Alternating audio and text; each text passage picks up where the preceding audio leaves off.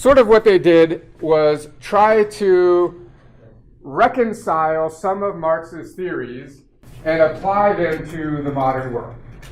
Right? This is early 1900s and on into present day. I think in the 1950s they went back to Frankfurt University, so it's back in Germany now. Still exists.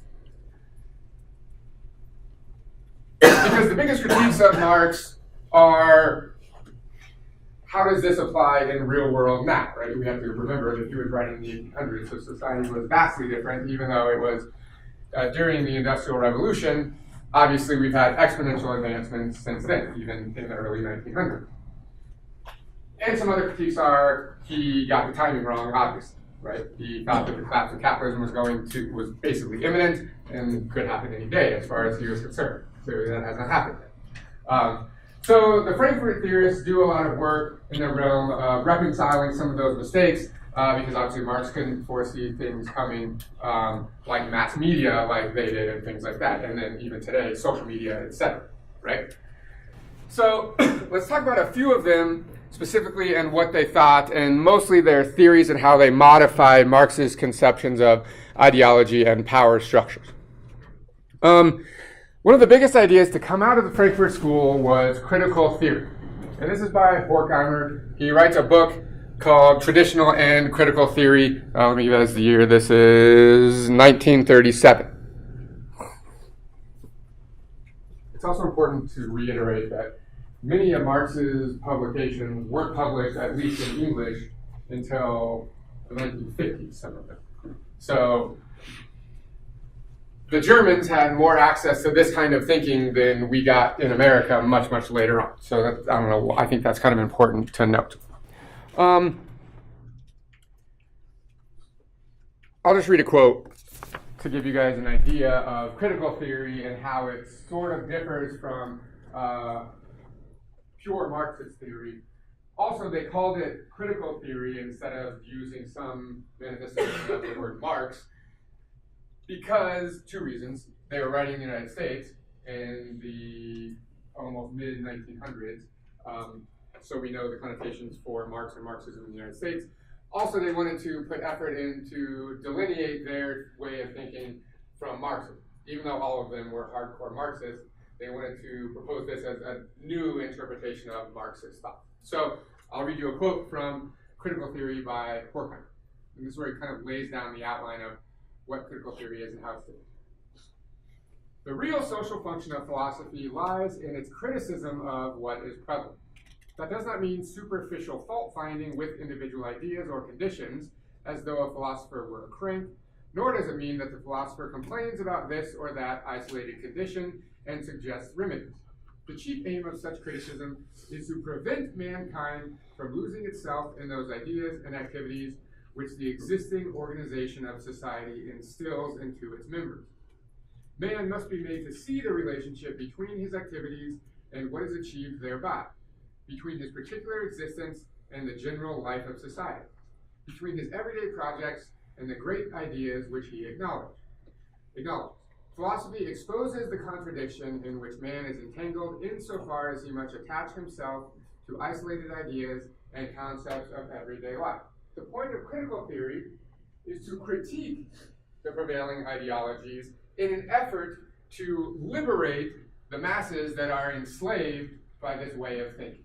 And that should be the goal of philosophy.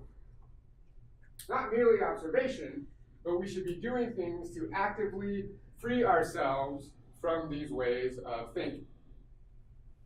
Marx writes about this, but the critical theorists take it a step further.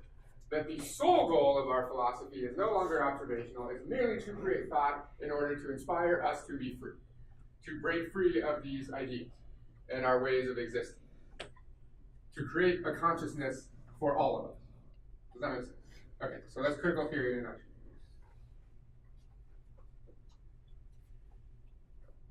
Further, Horkheimer and Adorno together write a book, and they establish a theory called the culture industry.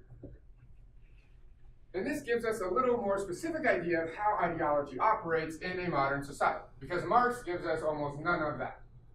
If you want to know how an individual comes to believe in this idea of capitalism, specifically, You're not going to get that from Marx. He's much more of a macro, most of the time, philosopher. But the Frankfurt School does a little bit to fill in some of those gaps, especially because they're existing in a time of mass media, propaganda, etc.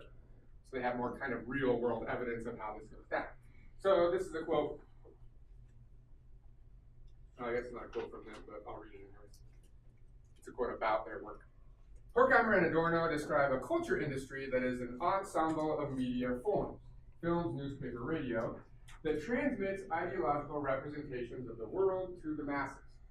Echoing Marx, contemporary culture does ideological work by representing the capitalist mode of production as the only possible world, as something unchangeable. That throughout this generation of culture, this culture industry, and specifically media, this is how the dominant ideology comes to dominate the way that we all think about the world, to such an extent that we view the capitalist mode of production as something that is unchangeable, that is truth, almost, right? This is done through the culture industry. So we need a little bit more specifics here. The advancement of Marxist thought.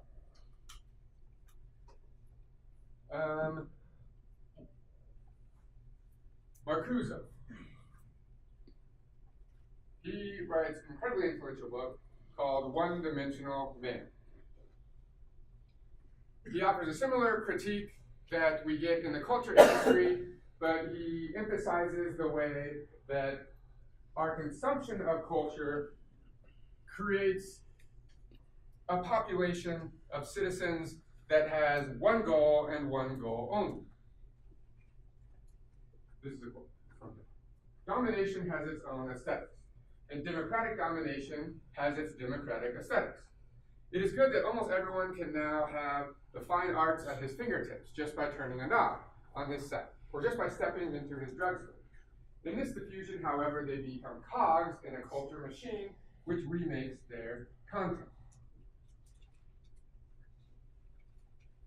Over time, we become one-dimensional. We become incapable of critiquing or thinking on our own, and we are basically given the goal by this culture industry of consumption.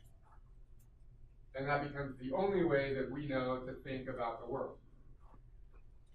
And they argue, because this is another critique of Marx that develops over time, because people argue, well, as technology advances, and as everyone in modern industrial society has all of their basic needs taken care of, wouldn't you have enough free time then to think about the system, gain consciousness, and revolt?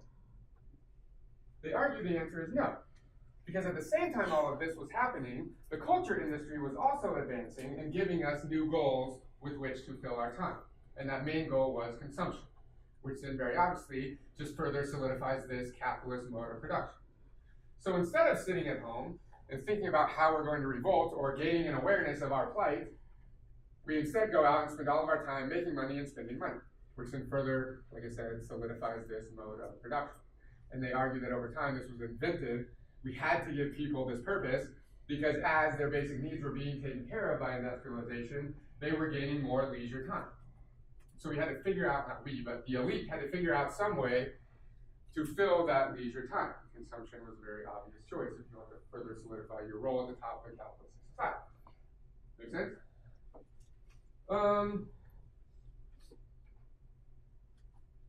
In addition, the Frankfurt School, specifically Adorno, Horkheimer, and Marcuse, talk about the advancements of technology that have happened since Marx's time and relate that to the rational way of thinking that didn't exist nearly as much as it did during their time in Marx's time, and definitely not as much as it does now.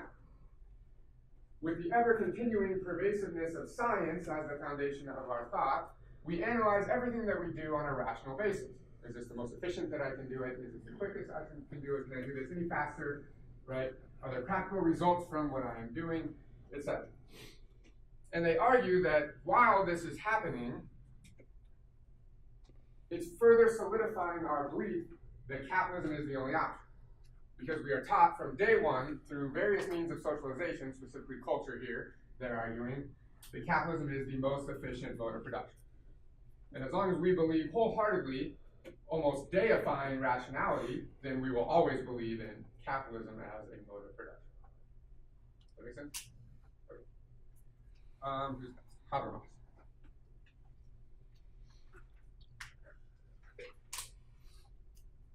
Habermas gives us an interesting way of viewing ideology and its dissemination. And he gives us two terms.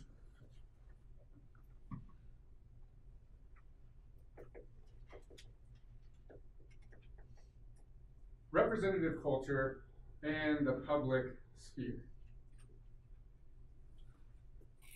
He says back when times were quote unquote but simpler, and there was really one definite ruling authority in society, and he uses France pre-revolution as the example, that to stay in power, all that the rulers had to do was represent themselves in a certain way to those that they were ruling. And he uses Versailles as a very specific example of this happening. Give me a picture of Versailles.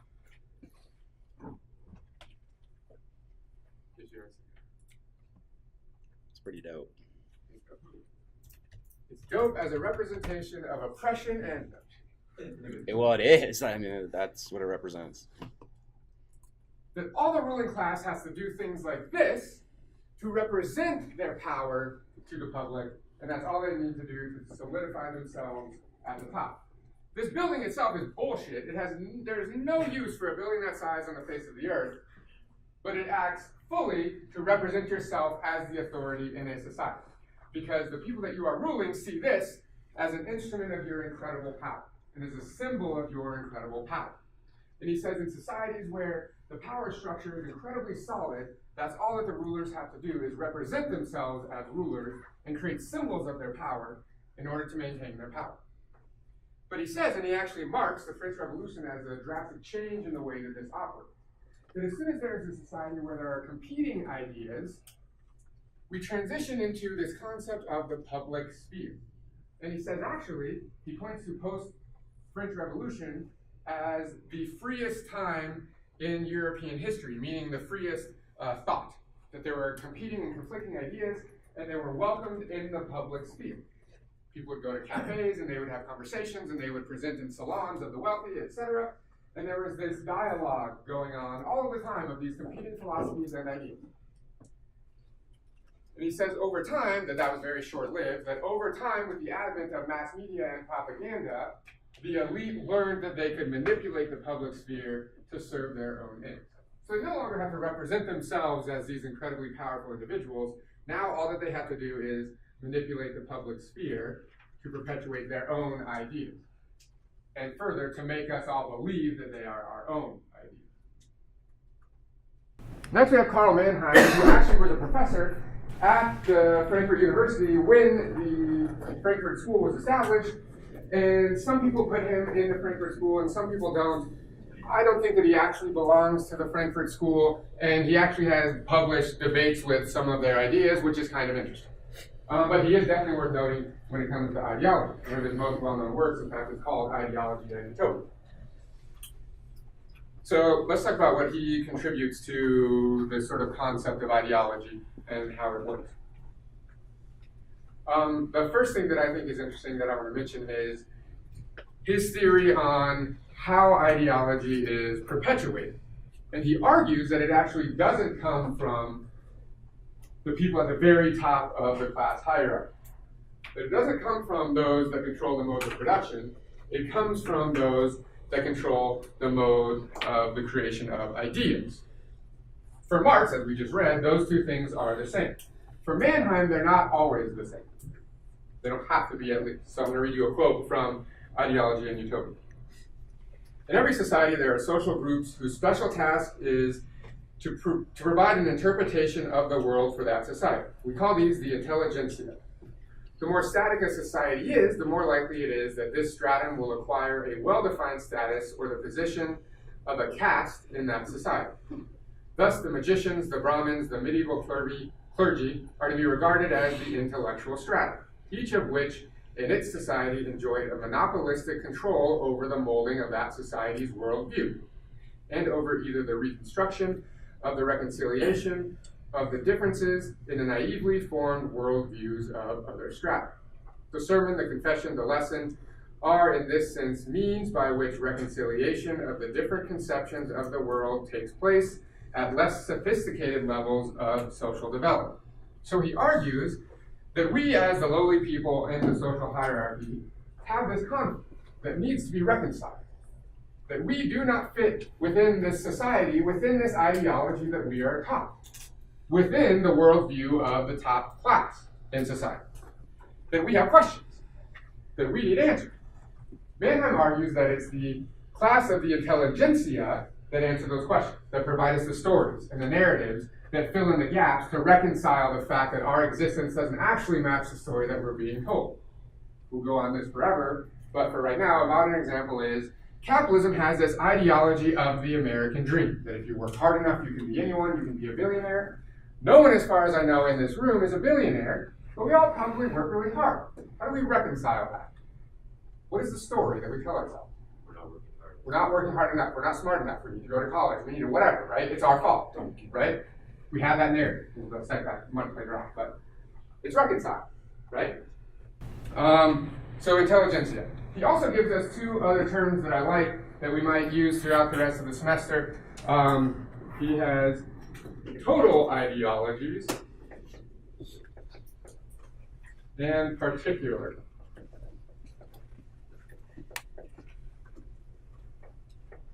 ideologies. Total ideologies are ideologies that are believed by the whole entirety of society. Particular ideologies are the ideas of particular groups in a society, but they exist within the total ideology. So Jared mentioned, I think on Monday, that no matter what we feel about capitalism personally, we are all capitalistic and exist within a capitalist society. Capitalism in America would be a total ideology. We all exist within that ideology, even if we don't like it. And let's say you're a member of like an anarchist group in the United States, that would be a particular ideology. That is your ideology and your group's ideology, but it still exists within this total ideology. And your goal, I'm assuming if you're in this group, is to make that the total ideology, right? So it gives us a framework to view the difference between what individual people feel and think and their ideas, and society as a whole and what it thinks. Does that kind of make sense? Mannheim then, I don't know, he doesn't invent it really, but he tries to establish a new discipline that is the sociology of knowledge, and his focus becomes total ideologies. And he says the sociology of knowledge is the analysis of the creation and perpetuation of total ideologies. Where do they come from? How do people begin to believe them, etc. Sociology of knowledge has now taken on kind of a different meaning, but his ideas are still the founding ideas in that discipline. The main thing he contributes for us are this idea of total and particular ideologies and the idea of the intelligentsia. And Jared, I'm assuming at some point in the semester, will give us his theories. He calls these the storytellers. They tell the stories that fill in the gaps that are needed for us to believe.